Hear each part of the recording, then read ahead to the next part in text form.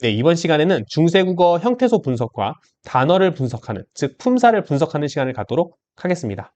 형태소의 종류나 품사 분류의 기준은 현대국어와 동일해요. 그래서 현대국어 편을 참고해 주시고 그 개념 설명이나 분류 기준 같은 거는요. 이번 시간에는 이 중세국어 문장을 어떻게 분석할 수 있는가에 대해서 함께 알아보는 시간을 좀 갖도록 할게요. 우선 형태소는 자립 형태소, 의존 형태소, 실질 형태소, 형식 형태소로 나눌 수 있죠. 그죠?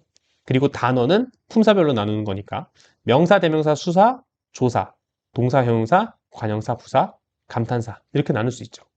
그죠? 그래서 품사는 위에 흰색처럼 나눌 수 있고 형태소는 색깔별로 나눌 수 있습니다. 그러면 이제 이걸 가지고 어떻게 분석을 하냐면 예를 들어서 이 문장이 있어요. 그 중세어 문장을 보면 샘이 깊은 물은 가말에 안이 그칠세 이렇게 돼 있으면 여기에 해당되는 현대어 번역이 있죠. 현대어 번역 보면 샘이 깊은 물은 가뭄에 안 그침으로 이렇게 돼 있습니다. 자, 그러면 현대국어를 기준으로 먼저 형태소를 나누고 나눈 형태소를 중세국어에 대응시키면 되는 겁니다. 현대어를 먼저 분석을 해볼게요. 자, 샘이 깊은 물은 가뭄에 안 그치무로 이렇게 나눌 수 있죠. 그래서 지금 윗줄에 분홍색으로 칠해져 있는 것들이 자립 형태소고 노란색이 의존 형태소죠. 그죠? 자립 형태소는 샘, 물, 가뭄, 안 이게 지금 자립 형태소입니다. 그러면 그대로 중세의 형태소를 그대로 가지고 오면 샘, 물, 가말, 안이가 됩니다. 그죠? 그래서 이렇게 현대어로 먼저 분석해 놓고 그 다음 중세에 해당되는 형태들을 찾으면 되는 거죠. 밑에 실질 형태소와 형식 형태소도 마찬가지예요. 샘, 깊, 물, 가뭄, 안, 그치가 실질 형태소죠. 그러면 그대로 형태를 가지고 와서 중세 표현으로는 샘, 깊, 물, 가말, 안이, 긋 이렇게 되는 거죠. 그래서 이렇게 현대국어를 분석을 해놓고 이 해당되는 형태소를 그 중세국어와 현대국어를 매칭시키면서 그 분석을 하시면 됩니다. 이해되시죠? 네, 그리고 품사로 나누는 것도 연습을 해본다면 명사, 조사, 형용사, 명사, 조사, 명사, 조사, 부사, 동사 뭐 이런 식으로 그대로 분석할 수 있겠죠. 품사를 구분한 게 곧 단어 분석입니다. 아시겠죠? 그래서 형태소 분석은 현대국어와 동일하니까 현대어 번역을 먼저 분석해 놓고 중세국어의 형태와 매칭을 시키면서 이해하시면 되고 단어 품사 분석도 마찬가지 방법으로 해주시면 됩니다. 그래서 중세국어 시험 문제가 나오면 중세국어의 탈을 쓰고 있지만 사실은 현대국어를 물어보는 경우가 많습니다. 그래서 형태소 분석과 단어, 품사 분석은 현대국어와 그 기준과 분류 방법이 동일하다는 것을 이해하시면서 시험 문제 나오면 현대어 번역을 적극적으로 활용하세요. 이해되시죠? 네, 그럼 다음 시간에 더 좋은 내용으로 찾아뵙도록 하겠습니다. 네, 이번 시간에는 동사의 명사 파생, 그리고 명사의 동사 파생에 대해서 살펴보는 시간을 갖도록 하겠습니다. 동사 어근에 명사 파생 접사가 붙으면 파생 명사가 되는 거죠. 그죠? 새로운 명사가 만들어지니까. 그래서 명사 파생 접사의 형태를 보니까 먼저 암, 음이 결합하는 경우가 있어요. 그래서 마치다의 맛, 그리고 열다의 열에 암, 음이 결합해서 마참, 여름 이렇게 되는 거죠. 그리고 이가 결합하는 경우도 있어요. 명사 파생 접사 이가 붙으면 여름 짓다. 여름 짓다 농사 짓다는 뜻이거든요. 그래서 농사 짓다의 여름 짓에 이가 붙어서 여름 지지 이렇게 됩니다. 그래서 마참, 여름, 여름지지 이런 것들은 전부 다 파생 명사인 거예요. 그죠? 파생 접사가 붙었으니까. 그리고 이 외에 뭐가 또 있냐면 명사 파생 접사 옴, 음이 있는데 이 옴, 음은 사실은 나중에 배우겠지만 명사형 전성 어미가 그 명사형 전성 어미 중에 옴, 음이 가장 대표적인 형태예요. 그래서 명사형 전성 어미가 명사 파생 접사처럼 쓰인 경우예요. 그래서 명사 파생 접사의 옴, 음이라고 생각하지 마시고 옴, 음은 원래 명사형 전성 어미로 훨씬 많이 써요. 그러니까 명사형 전성 어미가 옴, 음이고 이 친구들은 명사 파생 접사 옴, 음은 명사형 전성 어미에서 아마 온 것이지 않을까라고 생각해 주시면 됩니다. 어찌됐든 옴, 음이 붙어서 명사가 되는 경우도 있어요. 춤, 울음 이렇게. 추다와 울다에 결합한 거죠. 이런 경우도 있긴 있습니다. 하지만 노란색 파생 접사, 암, 음이나 이가 훨씬 더 많은 비중을 차지하고 있습니다. 옴, 음은 명사형 전성어미라고 생각하시는 게 일반적이에요. 아시겠죠? 그거는 잊지 마시고 밑에 참고를 보면 뭐라고 되어 있냐면 그 옴, 음이 붙었을 때 제가 명사형 전성어미라고 그랬잖아요. 그래서 밑에 보면 여름, 여름이 같을세 이런 문장이 있어요. 이거 무슨 얘기냐면 여름은 열매를 이야기하는 거예요. 명사니까. 그렇죠? 위에서 봤던 여름이에요. 열매라는 뜻이죠. 그래서 열매, 염과 같음으로 뭐 이렇게 돼요. 그래서 여룸이 할 때 이 붙었죠. 열다에 이 붙었으니까 얘는 명사형, 전성어미가 결합한 형태고요. 앞에 여름은 이 붙었으니까 파생 명사이고요. 그래서 앞에 거는 명사, 뒤에 거는 동사예요. 그죠? 열매는 명사, 염은 동사. 그죠? 네. 혹시 이 명사, 동사, 명사형, 전성어미, 파생접사 이거 무슨 얘기하는지 모르겠다 그러면 현대국어 편을 보시고 오시면 되겠습니다. 현대국어와 이 개념 자체, 이 개념을 사용하는 방식은 동일하거든요. 이해되시죠? 자, 요 내용 그대로 명사가 동사로 파생되는 경우까지 살펴보도록 하겠습니다. 명사 어근에 동사 파생 접사가 붙으면 동사가 되겠죠? 그죠? 동사 파생 접사의 대표적인 형태는 하다가 있습니다. 지금도 하다죠? 그래서 공부하다 이런 것처럼. 그래서 그때도 하다가 붙으면 명사가 동사가 됐습니다. 물론 형용사가 될 수도 있어요. 그건 형용사 파생 접사할 때 따로 하겠습니다. 그래서 공부에 하다가 붙으면 공부하다. 공사, 집을 짓다죠. 공사에 하다가 붙으면 공사하다 이렇게 되는 거고요. 명사 어근에 동사 파생 접사인데 아무것도 안 붙을 수 있어요. 명사 어근 자체가 동사의 어근이 되는 거죠. 그렇죠? 그래서 가말은 가뭄이란 뜻이거든요. 그래서 가뭄이라는 명사 가말이 뒤에 갑자기 어미를 끼게 되면서 가만히 있었는데 동사 어근처럼 쓰이는 거죠. 그렇죠? 그래서 가말이라는 명사가 그대로 아무것도 결합 안 하고 동사로 파생되는 경우가 있습니다. 참고로 이 어미 다 있죠. 가말다의 어미 다는 우리 이 단어의 형성 파트라고 하거든요. 단일어, 파생어, 합성어를 계산할 때 어미는 계산하지 않아요. 네, 혹시나 해서 말씀드리는 겁니다. 거의 현대국어도 마찬가지입니다. 자, 그 다음에 이제 추가로 재밌는 거 하나 알려드리면 명사 어근에 이 겹받침이 올 때 이 겹받침의 순서를 바뀌어서 동사로 파생되는 경우가 있어요. 반대로 동사가 겹받침 순서를 바꿔서 명사가 됐다고 설명할 수도 있습니다. 역성립이라는 건 그런 걸 얘기하는 거야. 그러니까 명사에서 동사가 파생되는지 동사에서 명사가 파생되는지 우리가 모르니까. 그렇죠? 그래서 원래 낚시할 때 낙이라는 명사가 있거든요. 여기서 시옷이랑 기역 받침의 순서를 바꾸면 낚다 해서 어간이 되어버립니다. 그래서 이렇게 재밌는 경우도 있다 하는데 당연히 일반적이진 않죠. 일반적인 거는 동사 파생 접사 하다가 결합하는 것이 가장 일반적입니다. 네, 그럼 이번 시간에는 동사의 명사 파생 그리고 명사의 동사 파생에 대해서 살펴봤습니다. 다음 시간에도 좋은 내용으로 찾아뵙도록 하겠습니다. 네, 이번 시간에는 조사 파생 그리고 형용사의 명사 파생, 형용사의 부사 파생에 대해서 살펴보는 시간을 갖도록 하겠습니다. 자, 먼저 조사 파생인데 어미의 쓰임이 조사로 굳어진 경우가 있어요. 우리 서술격 조사 이다 있죠. 명사 뒤에 체언 뒤에 서술격 조사 오잖아요. 책상 이다. 이 서술격 조사 안에를 어간과 어미로 나눌 수 있죠. 그렇죠? 이다, 이고, 이니 이런 식으로. 그 중에서 그 서술격 조사의 활용 형태 중에 뭐가 있냐면 이 나가 있어요. 이나 이렇게. 그죠? 여기서 이 나에서 이가 생략되기도 하고 어쨌든 이 나가 명사 뒤에 붙는 체언 뒤에 붙는 조사로 활용될 때가 있어요. 아무나 누구나 이렇게. 그래서 원래는 어미였는데 이 어미가 조사로 굳어진 케이스죠. 이런 경우도 있고 두 번째로는 어미의 쓰임이 조사 파생 접사로 굳어져서 어근에 결합해서 조사를 만드는 경우가 있어요. 대표적인 게 어인데 어는 네, 어미죠? 어미 뭐 먹어, 다더 할 때 어가요.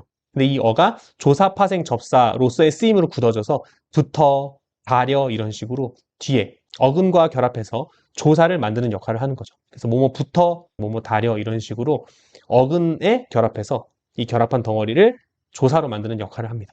즉 조사 파생 접사로 굳어진 경우가 있다라는 거 정도 알아두시면 되겠습니다. 물론 어떤 사례들이 있는지 여러분이 아실 필요는 없어요. 근데 어미의 쓰임이 조사로 굳어지거나 조사 파생 접사가 되는구나 정도로만 그냥 이해하고 있으시면 될 것 같습니다. 되시죠? 자, 그 다음에 이제 형용사의 명사 파생입니다. 당연히 명사 파생 접사가 결합하겠죠? 형용사의 부사 파생은 부사 파생 접사가 결합할 겁니다. 그래서 형용사의 명사 파생 접사 보니까 결합하는 형태가 I 혹은 의 이렇게 되죠. 그래서 어근 모음이 양성이면 I가 결합하고요. 음성이면 의가 결합합니다. 그죠? 그래서 높다의 높에 I가 결합하면 높에, 높이란 뜻이겠죠? 명사. 그 다음에 길다의 의가 결합해서 길이가 되면 명사니까 뭐 길이를 이야기하는 거겠죠. 그죠? 그 다음에 형용사 어근에 부사 파생 접사 이가 붙으면 적다에 붙으면 적이 그 다음에 크다에 붙으면 키 이렇게 되는 거죠. 그죠? 근데 이 명사파생 접사와 부사파생 접사는 현대국어에서는 이게 구분이 어려워요. 제가 참고에다 적어놨는데 높이를 재어라 할 때는 이 높이는 명사죠. 그죠? 명사파생 접사 이인데 높이 나라를 할 때는 부사죠. 이때의 이는 부사파생 접사거든요. 그래서 현대국어에서는 명사파생, 형용사에 결합하는 명사파생 접사와 부사파생 접사가 형태가 구분이 어려운데 중세 때는 형용사에 결합하는 명사파생 접사와 부사파생 접사의 형태가 달랐다라는 것을 우리가 알 수 있죠. 그죠? 네, 그래서 이번 시간에는 다양한 파생, 접사에 대해서 살펴봤습니다. 다음 시간에도 좋은 내용으로 찾도록 하겠습니다. 네, 이번 시간에는 형용사 파생, 그리고 부사 파생, 그리고 합성어까지 살펴보는 시간을 갖도록 하겠습니다. 형용사 파생이니까 땡땡 어근에 형용사 파생 접사가 붙는 거겠죠? 그리고 부사 파생도 땡땡 어근에 부사 파생 접사가 붙는 걸 겁니다. 그래서 우리는 뭘 알아야 되냐면 어근에 땡땡 파생 접사가 붙으면 땡땡이 된다. 요 큰 문법 체계의 틀을 이해하고 있는 게 중요합니다. 형용사 파생 접사부터 일단 보시면 형용사 어근에 형용사 파생 접사인 갑이 붙는 경우가 있대요. 그래서 낮다, 낮갑다, 물이 옅다 할 때, 옅갑다 이런 경우가 있고 명사 어근에 형용사 파생 접사인 답이나 랍이 붙어서 새롭다, 새랍다, 지금의 새롭다 이거든요. 이런 식으로 형용사가 만들어지는 거죠.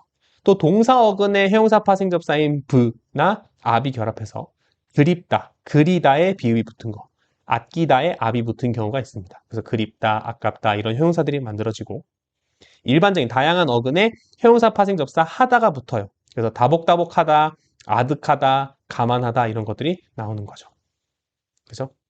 그래서 이렇게 쭉 볼 수 있고 4번에 왜 그냥 어근이라고 적었냐면 뭐 명사 어근, 부사 어근, 뭐 다양한 어근에 결합할 수도 있어서 하다가 붙으면 동사 아니면 형용사가 되거든요. 동사 파생 접사로서의 하다도 있어요. 그죠? 공사, 공사하다. 기억나시죠?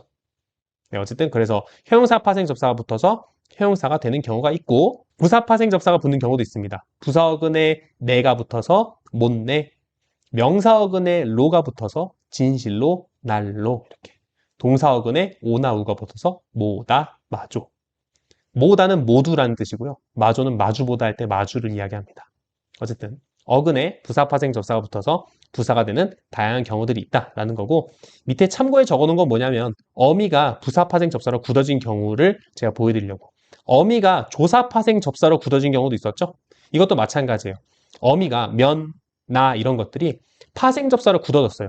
그래서 어근에 이 굳어진 아이들이 붙으면 부사를 만드는 거죠. 그래서 이 굳어진 아이들을 부사 파생 접사라고 하는 거죠. 그래서 어미가 부사 파생 접사로서 굳어졌기 때문에 어근에 얘네들이 결합하면 부사가 되는구나 이런 것들. 그래서 그러면, 그러나 할 때 면이나 나가 해당됩니다. 네, 뭐 이런 경우도 있다. 참고해 주시면 될 것 같아요. 어쨌든 부사 파생 접사가 붙으면 부사, 형용사 파생 접사가 붙으면 형용사 이 큰 틀을 이해하고 있으시면 되겠습니다. 자, 이번에는 파생이 아니에요. 합성어입니다. 그죠? 어근에 접사가 붙는 게 아니고 어근끼리 결합하는 거죠. 그래서 뭐 합성어는 다양한 경우들이 있잖아요. 뭐 합성어도 품사별로 나눌 수 있어요. 합성 명사, 합성 동사 이렇게 나눌 수 있는데 교재에서 다룬 거는 통사적 합성어와 비통사적 합성어만 다뤘습니다. 중세국어 시기에는 비통사적 합성어가 많았거든요. 그래서 그거를 언급하고 싶어서 이 두 개만 가지고 왔습니다. 나머지는 현대국어와 다 똑같아요. 그래서 통사적 합성어는 어근에 어근이 더해진 거, 그죠? 똥, 오줌 이런 거. 그리고 어간과 어간이 결합하려면 중간에 연결어미가 끼는 거죠. 나아가다, 돌아보다 이렇게요. 그죠? 근데 비통사적 합성어는 현대국어 그 파트에서 다루는 것처럼 비통사적 합성어도 다양한 종류들이 있는데 어쨌든 제가 이번 교재에서 언급한 건 어간과 어간, 어미 없이 어간과 어간이 바로 결합하는 경우가 중세국어에 되게 흔했거든요. 나고 들단데 나들다, 듣고 보단데 듣보다 이런 식으로. 그치 누르다, 빌먹다, 족구다 이런 것처럼 어미 없이 어간과 어간이 결합하는 비통사적 합성어가 중세국어에 되게 활발히 쓰였습니다. 그래서 그거를 언급해드리고 싶어서 교재에다가 실었습니다. 나머지 합성어와 관련된 다양한 기준들은 현대국어와 동일합니다. 그래서 현대국어를 참고해 주시면 될 것 같아요. 네, 그럼 이번 시간에는 여기까지 하도록 하겠습니다. 다음 시간에도 좋은 내용으로 찾아뵙도록 하겠습니다.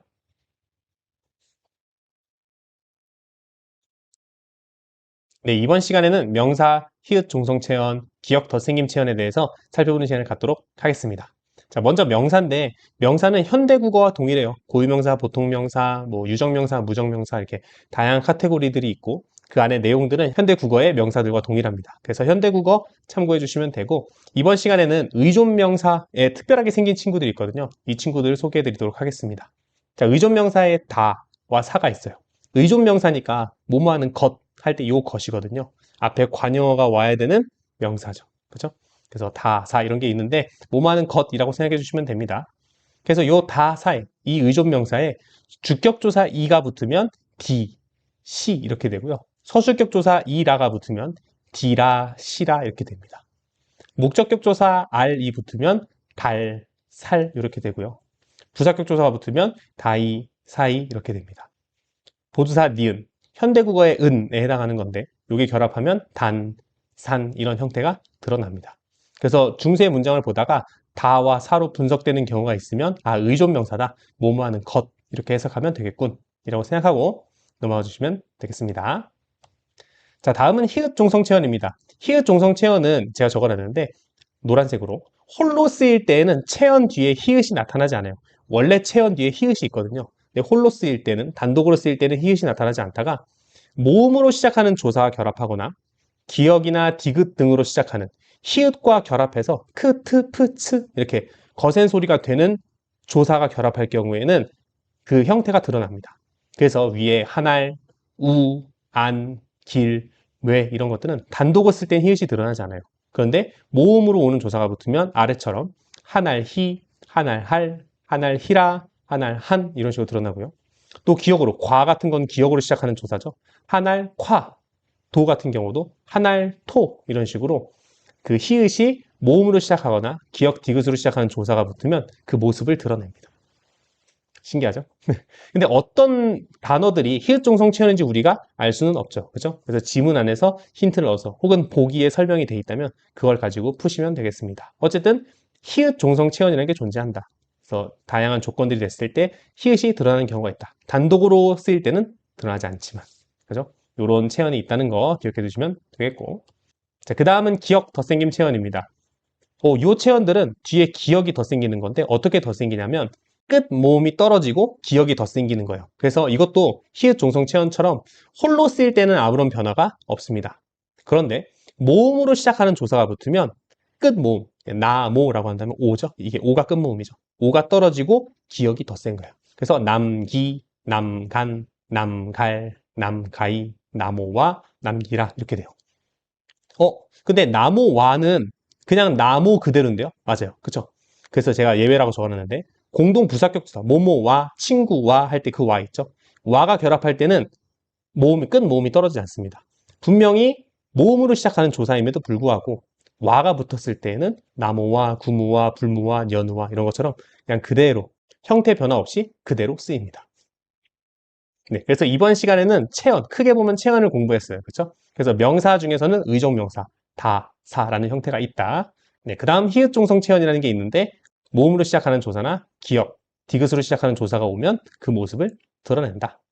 또 기역 덧생김 체언이라는 게 있는데 홀로 쓸 때는 변화가 없다가 모음으로 시작하는 조사와 결합하면 끝 모음이 떨어지고 기역이 더 생긴다 라는 것 정도 알아두시면 되겠습니다.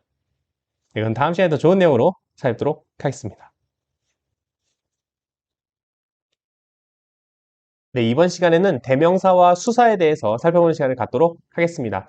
대명사는 크게 인칭 대명사와 지시 대명사로 나눌 수 있거든요. 인칭 대명사 보시면 1인칭, 2인칭, 미지칭, 부정칭, 제기칭 이렇게 나눠볼 수 있고요.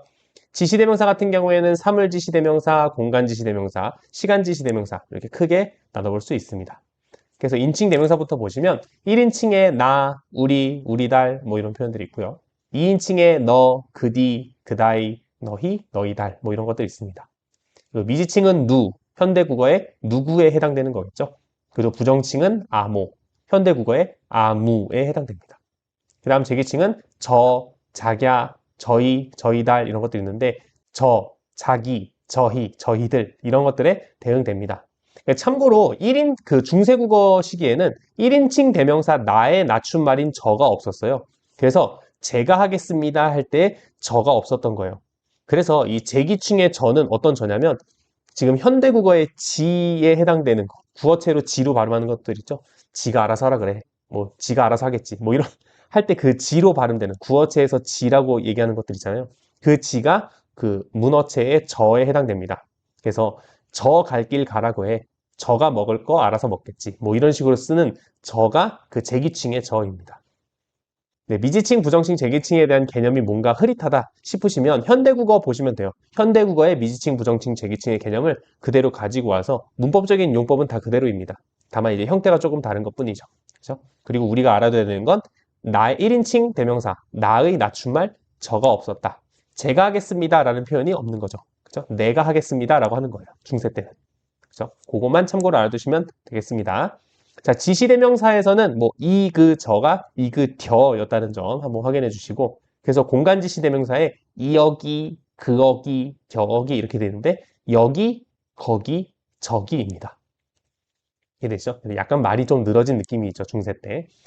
이 다양한 형태들은 여러분이 뭐 사실 전공자가 될 게 아니니까 이걸 다 외우실 필요는 없어요. 우리 사실 실질적으로 문제를 풀 때는 중세 문장 있으면 밑에 현대어 번역 있죠. 현대어 번역을 최대한 활용하면서 문제를 풀면 되기 때문에 아, 이런 형태가 맞아. 지시대명사 형태에 있었던 것 같아. 라는 식으로 추론할 수 있을 정도로 눈에 익숙하게만 해놓으면 될 것 같습니다. 이거를 굳이 외울 건 없으니까요. 그죠? 예, 시간지시 대명사 보면 거기 때 있거든. 이때, 그때 할 때 브스드 이렇게는 브스대 이거 있죠. 근데 때라고 읽는데 부때 이렇게 읽는데 입때, 그때, 접때 뭐 이런 식으로.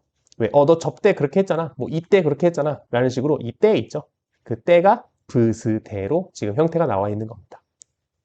그래서 그 시간지시 대명사도 한번 확인해 주시면 될 것 같습니다. 그래서 현대보다 말이 조금씩 늘어진 느낌이 있다. 그래서 이건 현대어 해석이랑 현대어 번역이랑 매칭시켜보면 충분히 해결하실 수 있겠죠. 자, 다음은 수사입니다. 수사는 양수사와 서수사 둘로 나누는데 양수사는 하나, 둘, 셋, 넷 뭐 이런 것들이 있습니다. 히읗 종성 체언이 굉장히 많죠. 그래서 하나, 둘, 셋, 넷 이런 것들 전부 다 히읗 종성 체언이 됩니다. 그리고 참고로 중세를 했으니까 이 정도는 약간 배경 지식으로 온은 100, 숫자 100을 이야기하고요. 즈문은 숫자 1000을 이야기합니다. 그래서 온, 100, 즈문 1000, 네, 몇, 여러 이런 것들도 다 양수사에 해당됩니다. 서수사 같은 경우에는 숫자를 세는 거죠. 지금의 첫째, 둘째, 셋째, 넷째입니다. 당시에는 하나 차이, 둘 차이, 셋 차이, 넷 차이 이런 식으로 차희가 붙기도 했고요. 밑에처럼 차나 제 혹은 자희 뭐 이런 것들이 붙었습니다. 그래서 하나째, 둘차, 둘째, 셋자희, 셋째, 넷째 뭐 이런 식으로 쭉 나옵니다. 이런 다양한 형태들 여러분이 모두 외우시기보다는 이것도 마찬가지로 현대어 번역이랑 1대1 매칭시켜 보시면서 아 그래 이렇게 표현이 등장할 수도 있겠지 라고 좀 융통성 있게 이해해 주시는 게 중요합니다. 이게 문헌마다 표기 방식이 조금씩 차이가 있을 수 있기 때문에 그렇습니다. 이해되시죠? 어쨌든 뭐 첫째, 둘째라고 우리는 지금 현대 표기를 기준으로 생각해 주시면 뭐 이렇게 크게 차이나지 않게 형태를 추론할 수 있죠. 이해되시죠? 네, 그래서 이번 시간에는 대명사와 수사에 대해서 살펴봤습니다. 다음 시간에도 좋은 내용으로 찾도록 하겠습니다. 네, 이번 시간에는 격조사, 그 중에서도 주격조사, 서수격조사, 관형격조사에 대해서 살펴보는 시간을 갖도록 하겠습니다. 격조사니까 체언과 결합해서 문법적인 자격을 부여하는 거죠. 주격조사가 붙으면 주어, 서수격조사가 결합하면 서술어, 관형격조사가 결합하면 관형어가 됩니다. 그죠? 이 문법적인 성질은 현대국어와 동일합니다. 자, 먼저 첫 번째로 주격조사인데 현대국어는 이, 아, 이 두 가지 형태가 존재하는 반면에 중세 때는 이, 짝대기, 그리고 실현되지 않은 이 세 가지 형태가 존재합니다. 가는 어디 갔어요? 라고 하면 가는 16세기 후반이 돼서야 등장하거든요. 문헌에 처음으로. 그래서 15세기에 한정한다면 가라는 형태가 존재하지 않습니다. 그죠? 그래서 주격조사 형태소는 하나예요. 이라는 형태소 하나 있는데 실현되는 환경에 따라서 세 가지 형태가 존재하는 거죠. 자음으로 앞말이 체언이 자음으로 끝날 때에는 이가 온전히 실현되고 앞말 체언이 모음으로 끝나면 이만 쓰이고 체언이 이나 반모음 이로 끝나면 아무것도 실현되지 않습니다. 그래서 이 세 가지 형태가 있는 거예요. 그래서 예문을 쭉 확인해 보시면 되는데 자음으로 끝난 체언 뒤에 짝대기만 쓰였는데요. 샘이 깊은 물은 샘하고 짝대기만 쓰였는데요. 라고 하실 수도 있는데 이게 이어 적기를 하다 보면 짝대기만 등장해요. 그래서 우리가 자음 끝에 이가 결합한다는 건 끊어 적기로 된 문헌들을 보면 확실하거든요. 그래서 샘, 이, 깊은 물은 막 이런 식으로 적혀 있는데 그런 문헌에서는 끊어적기가 되어 있는 문헌에서는 자음으로 끝나면 이가 결합하는 게 맞아요. 근데 이어적기 되다 보니까 눈으로 봤을 때 우리가 표기형으로 봤을 때는 짝대기만 쓰여 있는 거죠. 아무튼 그래도 우리가 자음으로 끝난 체언 뒤에서는 이가 온전히 실현된다 라고 알고 계시면 되겠습니다. 자, 그러면 서수격조사는 여기에 그대로 라만 결합한 형태가 돼요. 자음으로 끝나면 온전히 실현된 이에 라가 결합하고요. 모음으로 끝났을 때는 짝대기 라. 이나 반모음 이로 끝나면 그냥 라만 결합합니다. 그래서 루는 다락 이라. 근데 이것도 이어졌게 되니까 짝대기 라처럼 보이긴 하죠. 아무튼 이 온전히 쓰이고 그 뒤에 라가 온 거고요. 두 번째 보면은 여스찻 해 을류이라 그러면 을류니까 모음으로 끝났으니까 이 라가 결합하고요. 짝대기 라가 결합하고요.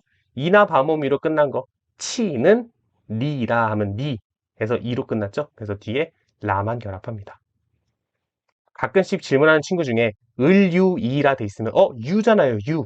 야여 요유 이거 반모음 이로 끝난 거 아니에요? 라고 하면 야여 요유는 반모음 이로 시작한 거예요. 이야, 이오, 이우 이런 식으로 반모음 이로 시작한 거지 반모음 이로 끝나는 거 아니에요.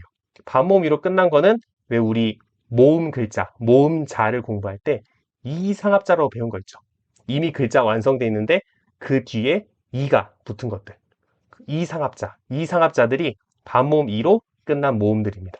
참고를 알아두세요. 그래서 야여 요유는 반모음 이로 시작한 모음이지 반모음 이로 끝난 모음이 아닙니다. 아시겠죠? 네, 마지막으로 관형격 조사입니다. 관형격 조사는 특이하게 유정명사냐, 높임명사냐, 무정명사냐가 되게 중요합니다. 그래서 유정명사의 경우에는 아이나 의로 쓰여요. 당연히 체언의 모음이 양성이냐 음성이냐에 따라서 아이, 의가 나뉘고요. 무정명사일 경우에는 시옷이 쓰이고 높임명사일 경우에도 시옷이 쓰입니다. 그래서 부처님의 몸이 하면 부텟 몸이, 나라의 말이 하면 나랏 말씀이 이렇게 되는 겁니다. 특이하죠? 그래서 유정명사의 경우에는 아이나 의가 쓰이고 무정명사나 높임명사일 때는 시옷이 쓰입니다. 현대국어는 시옷이 없고 전부 다 의밖에 없죠. 철수의 가방, 선생님의 넥타이, 뭐 높임이든 무정명사든 유정명사든 전부 다 의밖에 없는데 중세 때는 아이, 의, 그리고 시옷 이 세 가지 형태가 존재했다는 거 알아두시면 되겠습니다. 네, 그리고 참고로 이가 관형격 조사로 쓰이는 경우도 있어요. 주격 조사와 형태가 동일한 이가 관형격 조사로 쓰이는 경우도 있는데 어떤 경우냐면 예문을 보시면 내 말 같으니라, 너 말 같다 그 뜻이죠. 내 말 같으니라 했을 때 너의 이가 붙었는데 얘가 관형어로 쓰이는 거죠. 너의 말, 그쵸?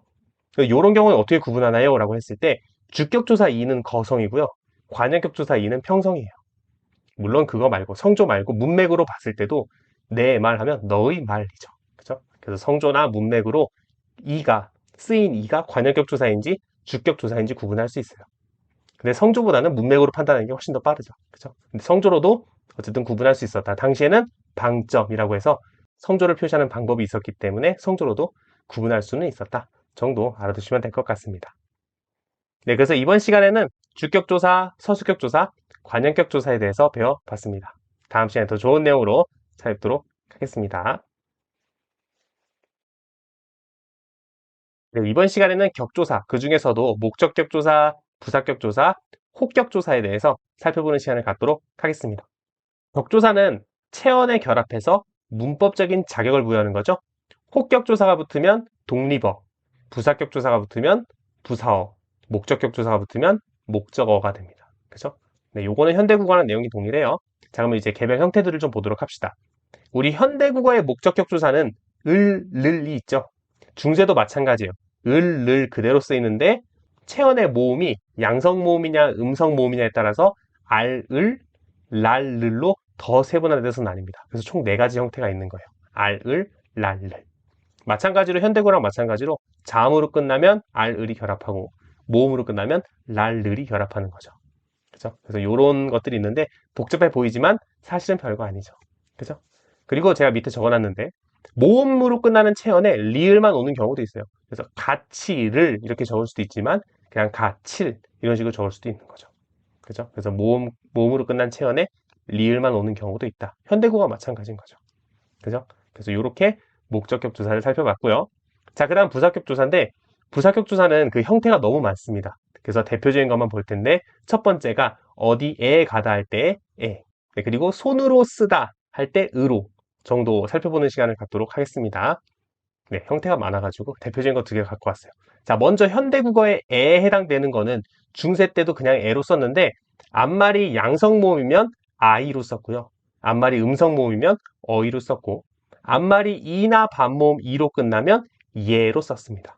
그래서 따해, 구렁에, 배예 뭐 이런 식으로 썼습니다. 그리고 밑에 제가 적어놨는데 일부 체언에서는 아이, 의 이런 식으로 썼어요. 이때는 관형격 조사로 쓴 게 아니고 부사격 조사로 쓰인 거죠. 그래서 예를 들어서 집에 가면은 집에 이렇게 쓴 게 아니고 집이라고 쓴 거예요. 집이 이렇게 쓴 거죠. 그러면 집에 가다 할 때 집, 지, 의 가다 이런 식으로 쓴 거죠.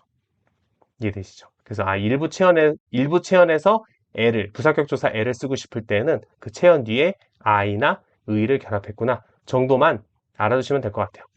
어떤 체언에 아이나 의가 결합했을 때 그럼 이걸 관형격 조사로 해석해야 되는 건지 부사격 조사로 해석해야 되는 건지 여러분이 헷갈리실 거 아니에요. 왜냐면 어떤 체언에서는 아이, 의가 결합했는데 부사격 조사라 그러고 근데 원래 일반적으로는 아이나 의가 붙으면 관형격 조사고 헷갈리실 텐데 이럴 땐 당연히 제가 뭐라 그랬죠? 밑에 중세국어 문장 있고 현대어 번역이 있다 그랬죠? 현대어 번역을 적극적으로 활용해 주시면 되는 것 뿐이지 밑에 제가 지금 참고해 적어놓은 이 모든 체언의 목록이죠? 명사 목록을 외우실 필요는 없어요. 그죠? 이럴 때 아이나 의가 언제나 관형격 조사는 아니고 이런 체형과 결합했을 때는 부사격 조사의 역할을 하는 경우도 있구나 정도 알아두시면 될 것 같아요. 아시겠죠? 이 단어의 목록을 외우지 마시고 시험 문제를 보셨을 때 현대어 번역을 적극적으로 활용한다 정도까지만 생각해 주시면 될 것 같아요. 뭐 이런 경우도 있다 정도만 알아두시면 되지 않을까 싶습니다.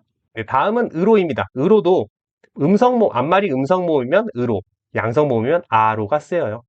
그리고 모음이나 리을 뒤에서는 그냥 로만 쓰입니다. 그래서 좌수로, 손아로, 꿈으로 뭐 이런 식으로 해서 의로도 세 가지 형태가 존재한다 라는 것 정도 알아두시면 되겠습니다. 지금도 로, 의로 두 가지 형태는 존재하죠. 당시에는 아로라는 것도 하나 더 있었던 거죠. 그렇죠? 그래서 현대국어와 크게 다르지 않다라는 것 정도 확인해 주시면 되겠습니다. 자, 마지막 혹격조사인데 체언을 결합해서 독립어를 만드는 조사죠. 그래서 평칭일 때, 높임의 의미가 없을 때에는 아가 결합하고요. 문수, 아 이렇게. 근데 존대의 의미를 가지고 있을 때, 높임의 의미를 가지고 있을 때는 임금, 하라고 해서 하가 결합했습니다. 그래서 님금, 하, 알아줘서 이렇게 돼 있는 거죠. 그죠? 네, 그리고 제가 PPT에 적어놓진 않았지만 하나만 더 알려드리면 그래서 혹시 이게 시험 문제를 좀 어렵게 내고 싶어 하시는 선생님들이 어떻게 하냐면 히읗 종성 체언 있죠. 히읗 종성 체언에 아가 결합한 경우가 있거든요. 근데 그게 눈으로 봤을 때는 히읗으로 끝나는데 아가 결합하니까 아가 결합한 것처럼 보여요. 히읗 종성 체언에 아가 결합했을 때 아가 결합한 것처럼 보이는데 그거 속지 마시고 높임의 의미가 있으면 하, 높임의 의미가 없으면 아입니다. 아시겠죠? 평칭일 땐 아, 존대일 때 하입니다. 높임의 의미가 없는 히읗 종성 체언이 왔을 때 그냥 아가 결합한 걸 수도 있어요. 표기상 하가 보일 때. 아시겠죠? 그래서 그거 헷갈리지 마시고 문제를 잘 푸셨으면 좋겠습니다. 마찬가지로 현대어 번역을 적극적으로 활용해 주시면 높임인지 아닌지를 금방 쉽게 구분해 내실 수 있겠죠. 아시겠죠? 그래서 이번 시간에는 혹격조사, 부사격조사, 그리고 목적격조사에 대해서 살펴봤습니다. 다음 시간에 더 좋은 내용으로 찾아뵙도록 하겠습니다.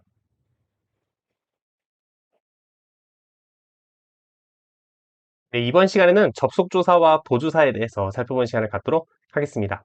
접속조사는 와와 과인데 현대국어의 와, 과와 동일해요. 앞말이 자음으로 끝났을 때는 과, 리을이나 모음으로 앞말이 끝났을 때는 와가 결합하는 거죠. 지금도 현대국어도 와, 과 두 가지 형태가 있듯이 중세국어 때에도 와, 과 두 가지 형태가 있다는 점 알아두시면 되겠습니다. 그리고 이제 특징으로 제가 참고로 밑에 몇 개 빼놨는데 첫 번째는 이때 와, 과 할 때 와가 이 이응이 소리값이 있는 이응이에요. 기억이 약화된 이응이거든요. 그래서 그 두 번째 예문 보시면 해, 와, 달, 와 할 때 이모음으로 끝났음에도 불구하고 이모음 순행동화가 일어나지 않아요. 해, 야 이런 식으로. 근데 원래 이응이 소리값이 없으면 이모음 순행동화 되는 거 기억나시죠? 그래서 다외, 아가 아니라 다외, 야가 되잖아요. 그죠? 야여, 요유 이런 게 이모음 뒤에서 나오는데 기억이 약화돼서 소리가 있다고 봐요. 후두 유성 마처럼. 그래서 혹시 기억 약화 이거 뭔지 잘 기억이 안 나시는 분은 앞부분에 기억 탈락, 기억 약화 부분이 있어요. 그거 보고 오시면 돼요. 기억이 소리값이 약해져서 소리값이 있기 때문에 이 모음 순행동어가 되지 못하고 막히는 거죠. 원래 소리값이 없어야 야, 여 이런 식으로 소리를 넘길 수 있는데 중간에 소리, 이응이 소리값이 있으니까 야, 여 이런 식으로 안 바뀌는 거죠. 이해되시죠? 그래서 와, 과할 때 와는 이 초성의 이응이 소리값이 있는 기억이 약화된 형태의 와다라는 것 정도 알아주시면 되겠고, 그 다음에 이제 두 번째 특징은 뭐냐면 마지막 체언, 체언이 쭉 나열되잖아요. 뭐 철수와 영희와 누구와 이런 식으로 쭉 나열될 때 마지막 체언에도 와, 과가 결합했었어요. 마치 지금의 너와 나와의 만남일 때 너와 나의 만남 해도 되는데 너와 나와의 해서 마지막 체언, 나열되는 맨 마지막 체언 뒤에 접속조사가 오는 경우가 있잖아요. 그죠? 그런 것처럼 지금도 그런 것처럼 당시에는 마지막 체언에 와, 과가 결합하는 게 좀 더 흔했다라는 것 정도 알아두시면 될 것 같아요. 물론 당시에도 예외는 있었어요. 마지막 체언에 와, 과가 안 오는 경우도 있었는데 오는 게 좀 더 일반적이었다 정도 알아두시면 될 것 같아요. 지금은 마지막 체언에 와, 과가 결합하지 않는 게 더 일반적이죠. 그죠? 자, 그 다음에 이제 보조사입니다. 대조보조사는 현대국어의 은, 는에 해당됩니다. 그래서 당시에도 은, 는이었는데 앞말이 양성어로 끝나면 안, 음성어로 끝나면 은. 앞말이 양성어로 끝났을 때 난, 음성어로 끝났을 때 는 해서 안, 은, 난, 는 해서 마치 목적격 조사 마냥 네 가지 형태가 있는 거죠. 지금은 두 가지밖에 없죠. 은, 는이지만 당시에는 안, 은, 난, 는 네 가지 형태가 있었다 라는 것 정도 참고해 주시면 될 것 같아요. 네, 그 다음은 지적보조사 란입니다. 현대국어의 은, 는에 해당되거든요. 뭔가 지적하는 의미를 지닌 보조사인데 현대국어로 번역할 땐 그냥 은, 는 이렇게 번역해 주시면 됩니다. 이와 아와 어와 야와 여는 뭐 이런 식으로 오른쪽에 붙였어라 뭐 이런 식으로 그냥 란은 은이라고 생각해 주시면 돼요. 지적하는 의미를 지닌 보조사인데 중세 때 란이란 형태가 존재했다 정도 보시면 되고요. 단독 보조사, 곧, 옷 이런 것도 있습니다. 단독의 의미를 지니는 건데 현대국어의 만이라고 생각해 주시면 돼요. 자음으로 끝난 체언 뒤에서는 곧이 오고 리을이나 모음으로 끝난 체언 뒤에서는 옷이 옵니다. 이것도 마찬가지로 기억 탈락이랑 기억 약화로 이제 옷의 이응이 그 후두 유성 마처럼이라는 소리값이 있어요. 기억이 약화된 소리라서 이모음 수행도가 안 일어납니다. 그래서 위에 보면 배옷 이도다, 배만 있도다 이 뜻이거든요. 근데 배옷 할 때 배욤이라고 이모음 수행도가 안 일어나죠. 왜? 이응이 소리값이 있으니까. 기억이 약화된 거니까. 그죠? 그래서 현대국어의 만, 뭐뭐만 해라 할 때 그 만이요. 현대국어의 만에 대응되는 곧, 옷이라는 단독 보조사가 있었다 정도 참고해 주시면 되겠고. 자, 그다음에 특수보조사 자 있었어요. 현대국어의 야에 해당됩니다. 이 각시야 말로 할 때, 이 각시야 뭐 이런 식으로 야 아니면 뭐뭐야 말로 이런 거에 대응되는 특수보조사 자가 있었고요. 여운 보조사 그래서 곰 했어요. 약간의 여운을 덧붙인다 해서 다시 곰 이런 현대국어에 무언가 마땅히 대응될 만한 게 없는 여운 보조사 같은 것도 있었습니다. 그래서 문학에서 이런 곰 이런 게 쓰이면 그대로 옮겨놓죠. 현대어 번역에도. 그죠? 약간의 여운을 주는 보조사라고 볼 수 있고요. 네, 마지막으로는 의문 보조사인데 체언 뒤에 바로 결합해서 그러니까 서술격 조사 없이 원래 체언 뒤에 서술격 조사가 붙어서 이 덩어리 자체가 서술어로서 활용되잖아요. 뭐 책상이다, 책상이고, 책상이니 이런 식으로. 체언에 서술격 조사가 붙은 다음에 이 서술격 조사가 활용을 하면서 어간 어미로 나뉘어서 활용을 하는데 이 의문 보조사 같은 경우에는 체언에 곧바로 결합합니다. 조사라서. 그래서 이 곧바로 결합해서 의문문을 만드는 현대국어에 없는 요소예요. 현대국어에는 모두 다 의문형 종결 어미죠. 어미니까 어간에 결합하는 건데 중세 때는 특이하게 체언 바로 뒤에 결합해서 서술격 조사 없이 체언 바로 뒤에 결합해서 바로 의문문을 만드는 보조사들이 있었어요. 그래서 가나 고, 아나 오가 있었는데 앞에 의문사가 없으면 가, 아의 형태가 쓰이고요. 의문사가 있으면 뭐 어떤, 무슨 이런 것들. 그런 의문사가 있으면 고나 오의 형태가 쓰입니다. 그래서 이는 상가, 벌, 아 해서 체언 바로 뒤에 결합하는 거 보이시죠? 상, 가, 상이냐, 벌, 아, 벌이냐 이렇게. 이것이 상이냐, 벌이냐. 이난, 상가, 벌, 아 이런 식으로 쓰였고요. 어떤 사람이냐를 당시에 어떤 사람, 고 이렇게 표현할 수도 있었습니다. 그래서 의문사가 있고 체언 바로 뒤에 고가 결합한 거죠. 무슨 얼굴 오, 무슨. 의문사가 있으니까 얼굴이란 체온 뒤에 바로 오가 결합하는 거죠. 리을 뒤니까. 이해되시죠? 그래서 이렇게 의문사가 있느냐 없느냐로 크게 나뉘고 그 안에서 자음으로 끝났냐 리을이나 모음으로 끝났냐에 따라서 가, 아, 고, 오 이 네 가지의 형태가 존재하는데 현대국어에 없으니까 좀 특이하죠. 네, 그래서 우리가 조금 더 신경 써서 보셔야 될 것 같아요. 체언 바로 뒤에 붙어서 의문문을 만드는 의문 보조사라는 것도 있었다 정도 참고해 주시면 되겠습니다. 네, 그래서 이번 시간에는 접속조사와 보조사에 대해서 살펴봤습니다. 다음 시간에 더 좋은 내용으로 찾도록 하겠습니다.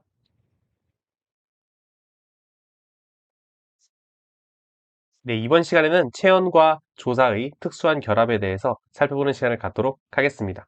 크게 두 가지 사례를 말씀드릴 건데요. 첫 번째는 아래 아로 끝나는 체언, 그리고 두 번째는 이로 끝나는 유정명사, 이 두 가지에 대해서 말씀드리려고 합니다. 자, 체언이 아래 아로 끝날 때 모음으로 시작하는 조사가 결합하면 체언의 아래 아가 탈락합니다. 그래서 밑에 보면 가라, 요거 가루거든요. 가루. 우리 가루 약 할 때 가루. 그래서 가라는 뒤에 모음으로 시작하는 조사가 결합했을 때 갈아로, 갈이라 이런 식으로 결합합니다. 아자는 아우거든요. 형 아우 할 때 아우. 그래서 아자는 뒤에 모음으로 시작하는 조사가 결합하면 앗으로 되고 아래아가 탈락합니다. 그래서 앗안, 앗이, 앗을 이런 식으로 표기가 됩니다. 그리고 의존명사 다사 배웠죠? 다사도 다 아래 아로 끝나는 체언이기 때문에 뒤에 모음으로 시작하는 조사가 결합했을 때에는 시라, 시 이런 식으로 아래아가 탈락한 형태가 쓰이게 됩니다. 네, 두 번째는 이로 끝나는 유정명사입니다. 이로 끝나는 유정명사에 관형격 조사 I, 의 이런 게 결합을 하면 이가 탈락한 형태의 I, 의가 결합합니다. 그래서 밑에 가희인데 멍멍이, 강아지예요. 개. 그래서 가희의 몸이라고 되어 있으면 가해 몸이 이런 식으로 이가 탈락하고 I, 의가 바로 결합하는 거죠. 그력이 기력이에요. 그력이 소리는 그려기의 소리죠. 그래서 이가 탈락하고 아이의가 바로 붙어서 기려기 소리 이렇게. 그 다음 아비는 아버지입니다. 그래서 아비의 나이에서라고 하면 아베 나에셔 이렇게 되는데 이가 탈락하고 아이가 그대로 붙어가지고 아베 나에셔 뭐 이런 형태로 쓰이게 되는 거죠. 그죠? 그래서 이번 시간에는 체언과 조사의 특수한 결합에 대해서 살펴봤습니다. 체언이 아래 아로 끝날 때 모음으로 시작하는 조사가 결합하면 체언 마지막에 아래아가 탈락한다. 그리고 이로 끝나는 유정명사의 경우에는 뒤에 관형격 조사 I, 의 이런 것들이 결합할 때 이가 탈락하고 바로 그 형태의 I, 의가 바로 붙는다 정도까지 알아두시면 되겠습니다.